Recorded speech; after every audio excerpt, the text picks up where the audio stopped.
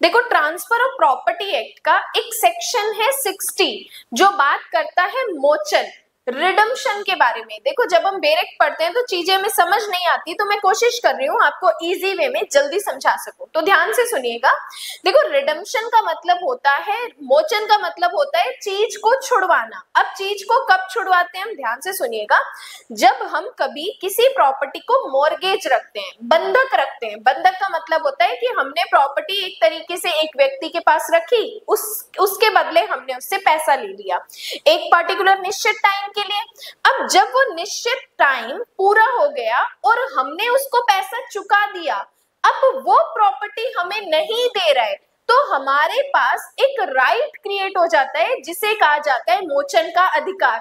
अब मैंने मेरी प्रॉपर्टी सामने वाले व्यक्ति के पास रखी, पैसा लिया, अब मैं टाइम आने पर उसको पैसा चुका रही हूं, तो वो मेरी प्रॉपर्टी मुझे वापस नहीं कर रहा, तो अब मैं क्या कर सकती हूँ, मेरे पास एक राइट है, रिडम्पशन का राइट, मैं अपनी प्रॉपर्टी को उससे छुड़वा सकती हूँ। अब मैंने मॉर्गेज रखा तो मैं बंधक करता, मॉर्गेजर सामने वाला व्यक्ति जिसके पास मैंने प्रॉपर्टी रखी, तो वो होता है मॉर्गेजी, जिसे हिंदी में बंधकदार कहा जाता है। तो आप एक लाइन में ये कह सकते हो, रिडम्पशन का मतलब होता है प्रॉपर्टी छुड़वाना, और प्रॉपर्टी छुड़वाने का अधिकार होता है बंधककर्ता मॉर्गेजर के पास। तो अब ये कंसेप्ट आई होप आपको क्लियर हो गया हो।